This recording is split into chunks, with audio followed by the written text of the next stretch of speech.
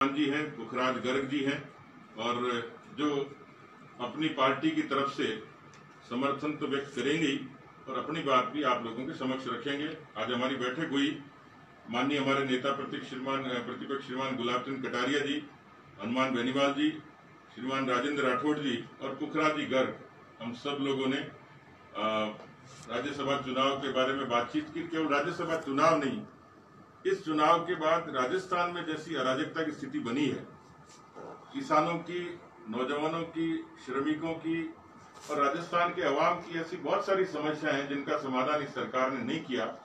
1.5 वर्ष तक शब्दों से खेलते रहे, उसके खिलाफ कोई प्रभावी आंदोलन कैसे खड़े करें, इस पर भी चर्चा हुई। बाकी की बातचीत हनुमान जी रखेंगे और पुखराज जी अपनी बात करेंगे।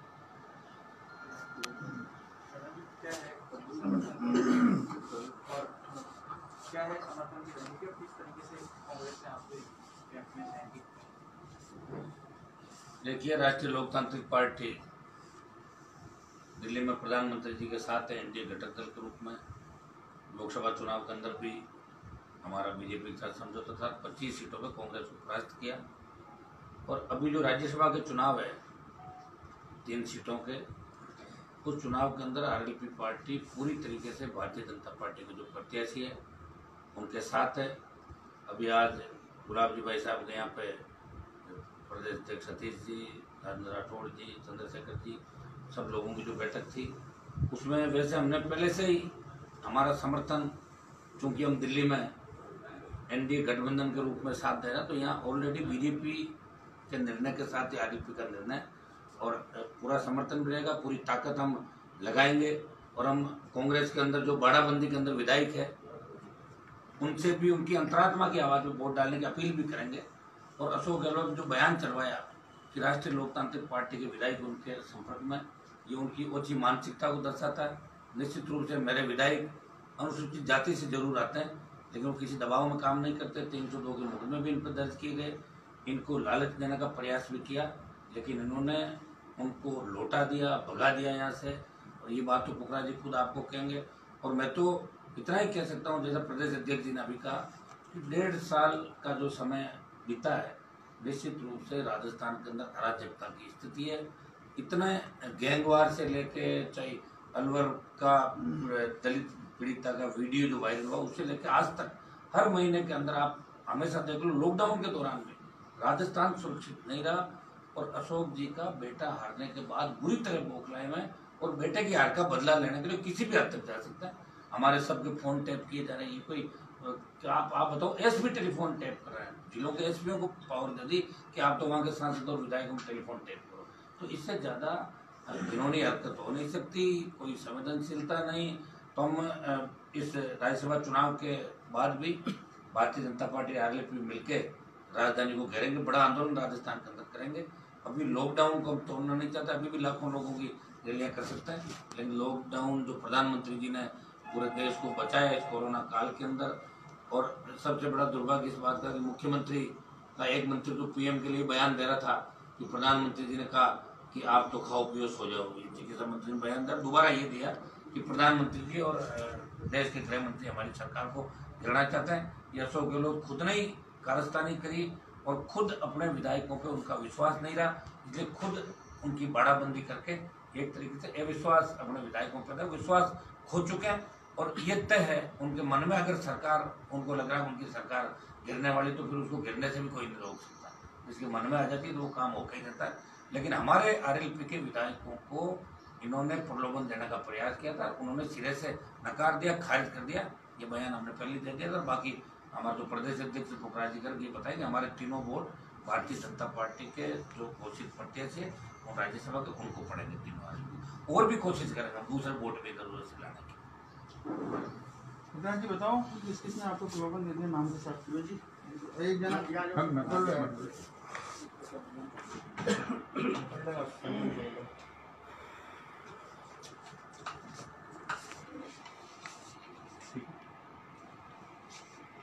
हाँ पुखराज जी वैसे बताएं, किसने आपको प्रलोभन दिया?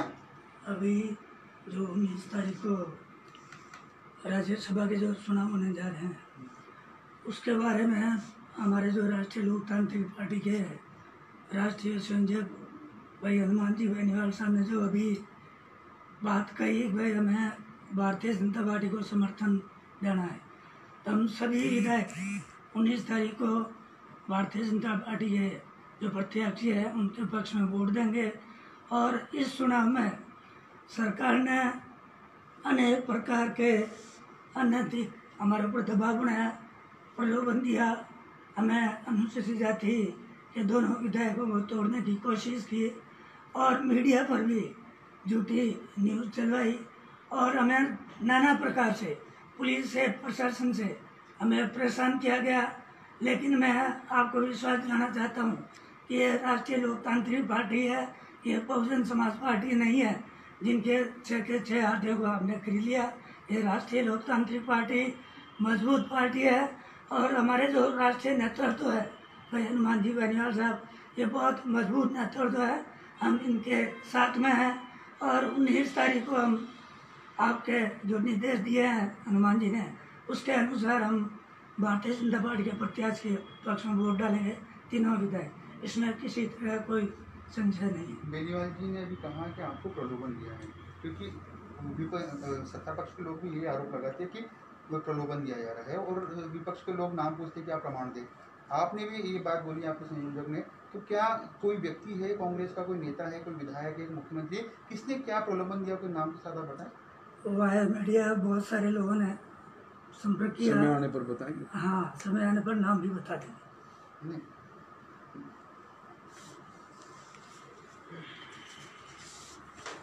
हाँ, भ्रष्टाचार के अंदर सबसे बड़ा भ्रष्टाचार होता है राजनीतिक भ्रष्टाचार। और अशोक गहलोत ने पिछली बार भी 8 से 13 के अंदर बीएसपी के 6 विधायकों को खरीद के बहुजन समाज पार्टी का कांग्रेस में विलय किया। इस बार भी 6 विधायक जो हाथी की सवारी करके राजस्थान की विधानसभा के अंदर पहुंचे थे, उन 6 के 6 को खरीद के उनको कांग्रेस में शामिल कर लिया।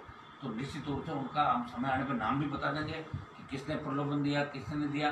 लेकिन उनके प्रलोभन देने से यहाँ कुछ भी बटने वाला नहीं है। आरएलपी बीजेपी आरएलपी से कांग्रेस घबराई हुई है, परेशान है और आपस में भी उठा पटक है।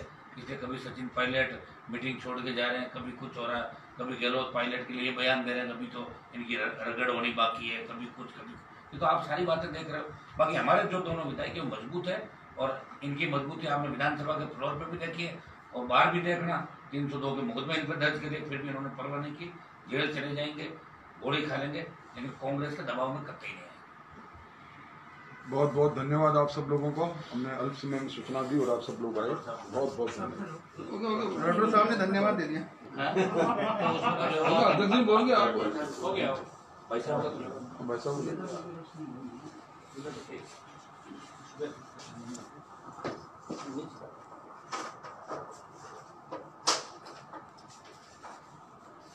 वैसे क्योंकि बैठक तो हुई है, तमाम चीजें आ गई, लेकिन इसके बीच में सचिन पायलट जी दिल्ली में गए हैं, कई चीजें पहले ये 15वीं विधानसभा जब से बनी है, आरएलपी के सारे विधायक और हनुमान बेनीवाल जी का हमारे साथ हमेशा फ्लोर पर भी और जहाँ भी पार्टी की वो सहयोग की आवश्यकता पड़ी, ये हमारे साथ हमेशा रहे, चाहे वॉकआउट भी होता है और किसी भी दृष्टि से।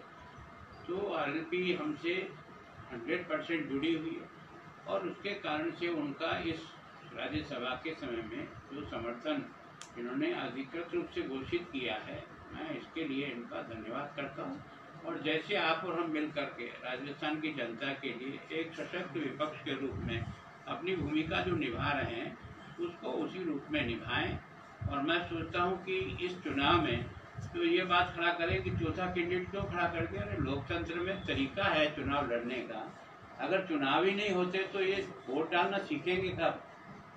मैं सोचता हूं कि हमारे पास 24 वोट एक्स्ट्रा है और जो बाकी निर्दलीय हैं वो किसी को वोट दे सकते हैं, कोई उनसे अप्रोच कर सकता है। पर ये अप्रोच थोड़ी है, मतलब उनको बाड़े में बंद करना, ये कहाँ का न्याय है। वो निर्दलीय हैं, आप उनका समर्थन दो, इसमें किसी को ऐतराज नहीं, लेकिन उनको भी बाड़े में बंद करना ये अपने आप में प्रकट कर रहा है कि आप घबराए हुए हो। इसके कारण से ऐसे माहौल फैलने की जरूरत, जब आपको स्पष्ट बहुमत है, 107 लोग आपके साथ हैं, तो फिर बाड़े में ले जा करके इनको बंद करने का और निर्दलीय विधायकों का जो अपना एक कैरेक्टर होता है, उस कैरेक्टर को ही खत्म करने जा रहे हो। मैं सोचता हूँ आप भी अप्रोच कर सकते हो, हम भी अप्रोच कर सकते हैं, और वोट पड़ने के बाद ही 3 कैंडिडेट का निर्णय होना, तो निर्णय तो निश्चित रूप से सामने दिख रहा है कि जिस प्रकार का खेल तमाशा कर रहे हैं। मैं सोचता हूँ ये कांग्रेस पार्टी का, मेरा भी इतना लंबा अनुभव है, इस प्रकार की खेमेबंदी, इस प्रकार की बाड़ेबंदी समय से पहले और सीमाएं सीज कैसे की, बाहर से आवे उसकी कोई जांच करने की जरूरत नहीं, कोरोना उससे फैलेगा या राजस्थान से बाहर जाएगा उससे कोरोना फैलेगा। तो सरकार की मंशा ही अपने आप में डरी हुई भावना उनकी जो है प्रकट हो रही है। वैसे आप लोग 16 तारीख को बैठक कर रहे हैं, उसके बाद फिर क्या विधायकों का आप भी लोग चयन करेंगे या नहीं करेंगे? नहीं, निश्चित रूप से हमने 16 तारीख को बुलाया। कारण क्या है कि जब पहली बार वोट देगा तो वोट के लिए भी उसको सिखाना पड़ता है। वैसे तो इतना सब प्रयत्न होने के बाद भी आपने और मैंने राज्यसभा के कई चुनाव में देखा कि वोट गलत हो जाता है, उसके बाद भी खारिज हो जाता है। तो मैं सोचता हूँ कि इस वोट की प्रक्रिया को समझ करके वोट ट्रांसफरेबल कैसे होता है, दूसरे कैंडिडेट को गया हुआ वोट वापस किस प्रकार से किसके उपयोग में आता है, कैसे इसकी काउंटिंग होती है, इन सारी बातों को समझाने के लिए कैंप में इन सबको भविष्य के चुनाव में भी ये सब लोग मेंटली प्रिपेयर्ड रहे कि चुनाव हमारे राज्यसभा के ये जो अनुपातिक प्रतिनिधित्व के आधार पर होता है कैसे होता है। और इसलिए मैं सोचता हूँ ये लोकतंत्र की अच्छी परंपरा है, इसके आधार पर भारतीय जनता पार्टी ने चौथा कैंडिडेट खड़ा किया है। कटारिया जी, कोई रिसोर्ट होटल आपने तय कर दिया 16 तारीख के बाद 19 तारीख देखो तय कर लेंगे हम। 16 तारीख को जब हमारे लोगों को बुलाएंगे तो निश्चित रूप से उनको हम कहीं कहीं रखेंगे तो सही। राठौर साहब सबसे महत्वपूर्ण